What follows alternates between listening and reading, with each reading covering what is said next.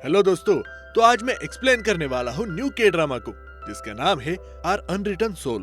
Episode की शुरुआत होती है हमारे मेन कास्ट के जन्म से। यहाँ जुड़वा बहनें पैदा होती हैं और उनके पेरेंट्स उनके पास होते हैं। उनके पिता पहले तय कर चुके होते हैं कि उनकी जो पहली बेटी होगी उसका नाम मीजी होगा और जो बाद में आएगी उसका नाम मीराई रखा जाएगा। दोनों बहनें अपने पिता के साथ खेल रही थी। उनके पिता उनके दोस्त जैसे थे, लेकिन एक दिन उन्हें अपने नौकरी से हाथ धोना पड़ता है और फिर उनकी मृत्यु हो जाती है। उसके बाद दोनों लड़कियों की परवरिश उनकी माँ और दादी करती है। क्योंकि दोनों की शक्लें एक जैसी होती है तो उन्हें इसका एक फायदा मिल जाता है। मिराई मैथ्स में अच्छी होती है, लेकिन वो मेडिसिन नहीं ले सकती। इस पर मीजी कहती है, मैं तुम्हारे लिए मेडिसिन लूंगी, तुम मुझे मैथ्स में पास करवा देना।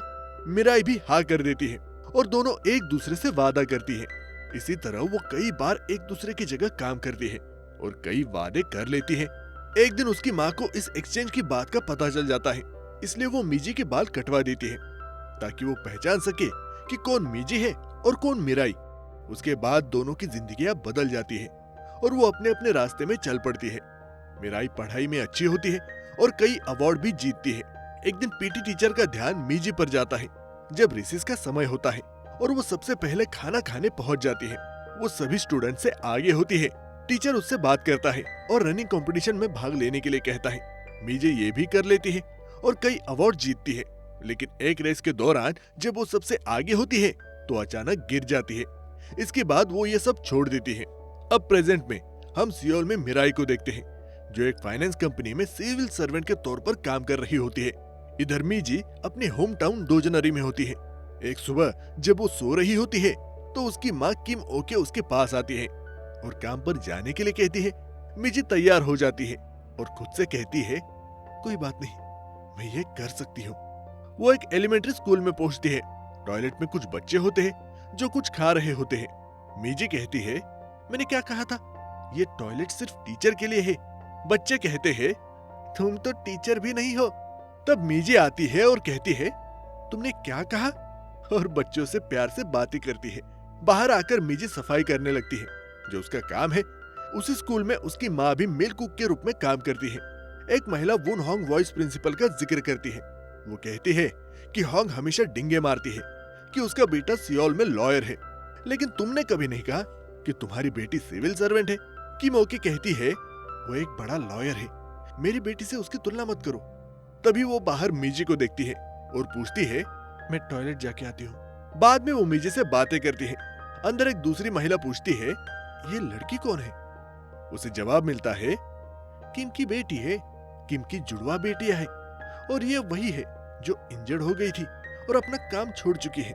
बाद में किम मिंजी से कहती है, यहाँ आने से पहले मैसेज कर देना चाहिए था।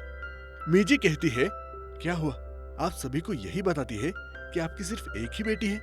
किम कहती है, मुझे नहीं पता, लेकिन वैसे भी आज तुम्हारा आखिरी दिन है। क्या तुमने वॉइस प्रिंसिपल से विदा ली? फिर वॉइस प्रिंसिपल बुन होंग आती है और मीजी को अपने ऑफिस में बुला लेती है। वो कहती है, आज तुम्हारा कॉन्ट्रैक्ट खत्म हो रहा है।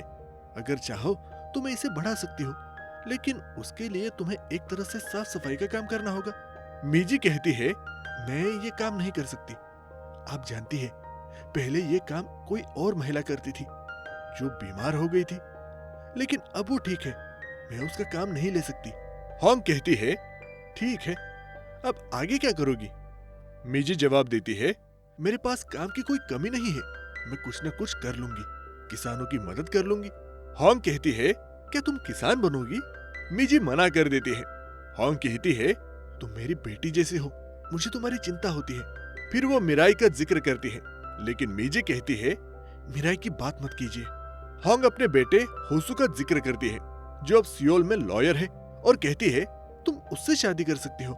मीजी जवाब देती है, हमारे बीच कुछ नहीं है, वो सिर्फ मेरा दोस्त है। अगले सीन में हम होसू को कोर्ट में देखते हैं, जहाँ वो अपने राइवल को देख रहा होता है और उसके होठों को पढ़ता है और सब कुछ समझ जाता है। बाद में उसका सीनियर उसके पास आता है, जिसका नाम चांगसू होता है। सीनियर उससे पूछता है, क्या हुआ? होसू जवाब देता है कि उसने गवाह को पैसे दिए हैं और उसे ये सब बातें कहने के लिए कहा है। चांगसू पूछता है, तुम कितने प्रतिशत सुनिश्चित हो कि वहाँ ये बातें हुई है? होसू जवाब देता है, मैं 90% श्योर हूँ। चांगसू कहता है, कोई बात नहीं, यहाँ का जज मेरा दोस्त है, मैं इसे पोस्टपोन करवा देता हूँ। फिर वो बाहर आते हैं और अपने प्रतिद्वंदी को देखते हैं। चांगसू भी होसू से कहता है, तुमने अच्छा काम किया। होसू अपने ऑफिस में लौटता है। पास में ही उसकी सहकर्मी मिन होती है, जो उसके लिए कॉफी लाई थी, लेकिन उसे सुनाई नहीं देता, इसलिए होसू ध्यान नहीं देता और अचानक हाथ पीछे करता है, जिससे कॉफी गिर जाती है। मिन कहती है, अब मुझे माफ कर दो, मैं तुम्हारे लिए नए कपड़े ले आती हूँ।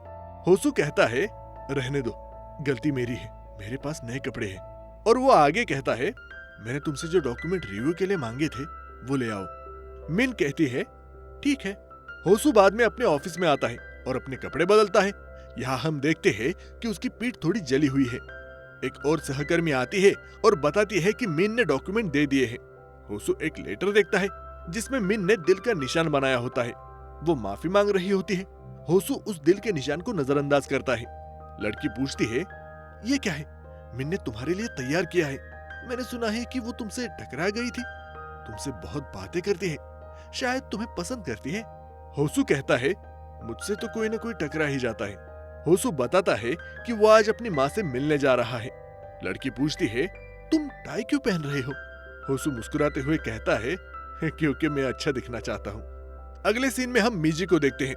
उसके साथ उसका एक्स ग्योंग होता है, जो दोनों गाड़ियों से सब्जियां निकाल रहे होते हैं।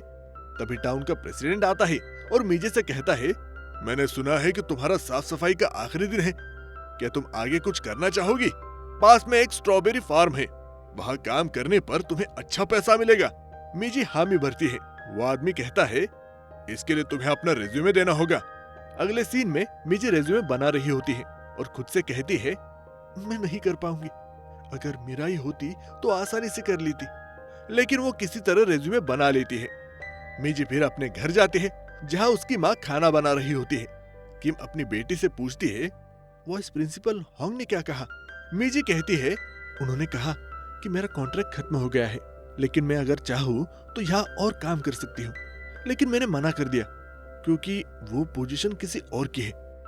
किम पूछती है, तो अब तुम क्या करने वाली हो? मीजी कहती है, अब मैं स्ट्रॉबेरी फार्म में काम करूंगी, मैंने इसके लिए अपना रिज्यूमे भी दे दिया है। उसकी माँ उस पर चिल्लाती है और कहती है, तुम कब तक ऐसी ही जियोगी? तुम्हें मिराई की तरह बनना चाहिए, अगर कल मैं मर जाऊं तो तुम उस पर बोझ बन जाओगी। मीजी जवाब देती है, मेरी तुलना उससे मत कीजिए, मैं उस पर बोझ नहीं बनूंगी। बाद में किम उसे कुछ खाना देती है और कहती है, आज होंग के पति की डेथ एनिवर्सरी है, तुम उसके पास ले जाओ, आज उसकी मेमोरियल सर्विस है। मीजी वैसा ही करती है। वो सामने वाले घर में जाती है और होंग से मिलती है, उसे खाना देती है। मीजी एक फोटो को देखती है जिसमें होसू और वो एक साथ होते हैं। होंग उससे पूछती है, तुम दोनों में से कौन सी बहन हो? मुझे समझ में नहीं आता। मीजी कहती है, मुझे भी नहीं पता, आप खुद पहचानिए। तभी होंग कहती है, आज मेरा बेटा सियोल से आने वाला है। ये सुनकर मीजी भागने लगती है, लेकिन जैसे ही वो दरवाजा खोलती है, सामने होसू होता है। मीजी चौंक कर कहती है, तुम अचानक कैसे आ गए? होसू कहता है, मैं अचानक नहीं आया, तुम ही अचानक आ गई। मीजी उसकी टाई को देखती है और कहती है, ये तुम पर बहुत अच्छी लग रही है, तुम्हारी माँ की पसंद अच्छी है। होसू कहता है, ये मेरी माँ की पसंद नहीं है। फिर एक फ्लैशबैक में दिखाया जाता है कि होंग ने मीजी से कहा था कि वो अपने बेटे के लिए टाई चुन दे। मीजी ने वही टाई चुनी थी जो आज होसू ने पहनी है। होसू फिर से पूछता है, मिराई कैसी है? मीजी गुस्से में कहती है, मुझे क्या पता, तुम खुद उससे पूछ लो, तुम दोनों सियोल में रहते हो, मुझे क्यों पूछ रहे हो? ये कहकर वो वहां से चली जाती है। मीजी बताती है कि वो पहली बार होसू से कैसे मिली थी। वो एक बार अपने घर से साइकिल लेकर निकली थी और होसू को देखा। वो उससे बात करना चाहती थी, राइड देना चाहती थी, लेकिन उसने कुछ नहीं कहा। बाद में एक टीचर होसू को क्लास में ले आता है और बताता है कि ये एक ट्रांसफर स्टूडेंट है जो सियोल से आया है। होसू पीछे आकर मीजी के पास चेयर देखता है और उसे सरकाकर साइड में ले जाकर उस पर बैठ जाता है। बाद में गेम खेलते समय गेंद होसू के पास आती है, लेकिन वो उसे वापस नहीं करता और चला जाता है। मीजी को पता चलता है कि होसू अपने पुराने स्कूल में टॉपर था, लेकिन फिर भी वो उससे ऐसा बर्ताव क्यों कर रहा है। इस बार मीजी का पेन होसू के पास चला जाता है। वो उसे देने के लिए कहती है, लेकिन वो कुछ नहीं कहता। मीजी गुस्से में उसके पास जाकर कहती है, तुम्हारी प्रॉब्लम क्या है? क्या तुम बहरे हो? प्रेजेंट में मीजी खुद से कहती है, उसने मुझसे मेरे बारे में एक बार भी नहीं पूछा, वो तो बस मिराई के बारे में ही पूछ रहा था। तभी उसकी माँ आती है और मिराई को कॉल करने के लिए कहती है। मीजी मना कर देती है, लेकिन माँ की जिद करने पर वो कॉल करती है। मिराई अपनी कंपनी में होती है और मीजी का कॉल आता है, लेकिन वो नहीं उठाती क्योंकि पीछे उसकी कोवर्कर उसकी बुराई कर रही होती है। होसू भी अपनी माँ के साथ होता है और कहता है कि अगली बार मेमोरियल सर्विस सियोल में करेंगे, लेकिन होंग कहती है, मुझे यहाँ पर रहना पसंद है। अगले सीन में टाउन प्रेसिडेंट स्ट्रॉबेरी फार्म के मालिक सेजिन से मिलता है। वो उसे मीजी का रिज्यूमे देता है। सेजिन उसे देखकर कहता है, ये कौन है? ये लड़की तो 30 साल की हो चुकी है, अब ये यहाँ क्या कर रही है? क्या इसके पास कोई काम नहीं है? बाद में प्रेसिडेंट बताता है कि सब कुछ सिर्फ मीजी की दादी की वजह से है। उसकी दादी को पहले स्ट्रोक आया था और वो अब अस्पताल में भर्ती है। मीजी ने अपनी दादी की देखभाल के लिए सब कुछ छोड़ दिया, यहाँ तक कि स्कूल जाना भी बंद कर दिया। वो हर वीकेंड अपनी दादी से मिलने आती है और उनकी देखभाल करती है। यहाँ मीजी डॉक्टर से पूछती है, क्या मैं दादी को बाहर घुमाने ले जा सकती हूँ? लेकिन डॉक्टर मना कर देती है और बताती है कि दादी की हालत बहुत नाजुक है। मीजी दादी की सफाई कर रही होती है, तभी दादी कहती है, तुम यहाँ मत आया करो, आना बंद कर दो। लेकिन मीजी कहती है, मैं ऐसा नहीं कर सकती। फिर वो हल्के अंदाज में कहती है, वैसे मैंने सुना है जब मैं नहीं आती तो आप ठीक से टॉयलेट भी नहीं करती। दादी, जिनका नाम ओल्सुन है, उसे चुप रहने को कहती है, लेकिन मीजी उनकी बात नहीं मानती और उसे प्यार से चूम लेती है। वो अपनी दादी से बहुत प्यार करती है। इसके बाद मीजी मिराई को कॉल करती है और कहती है, दादी बहुत बीमार है, तुम्हें आना चाहिए। मिराई जवाब देती है, मैं पैसे भेज रही हूँ ना। मीजी कहती है, ये पैसे की बात नहीं है, तुमने दादी को आखिरी बार पिछले साल देखा था। मिराई नाराज होकर कहती है, मैंने कब कहा कि तुम ऐसे जियो? अगर रुकना चाहती हो तो रुक जाओ, और फोन काट देती है। मीजी घर पर अपनी माँ को ये सब बताती है। किम कहती है, कोई बात नहीं, मिराई पैसे तो भेज रही है ना। लेकिन मीजी कहती है, पैसों से सब कुछ नहीं होता। किम खाने का डब्बा पैक कर रही होती है और कहती है, कल इसे अपनी बहन के पास लेकर जाना। लेकिन मीजी मना कर देती है और गुस्से में बाहर निकल जाती है। तभी उसे होसू मिलता है, जो उसके लिए कुछ खाने के लिए चीजें लाया था। होसू उसे कुछ देता है, लेकिन मीजी कह देती है, मैं तुम्हारी नौकरानी नहीं हूँ, और चली जाती है।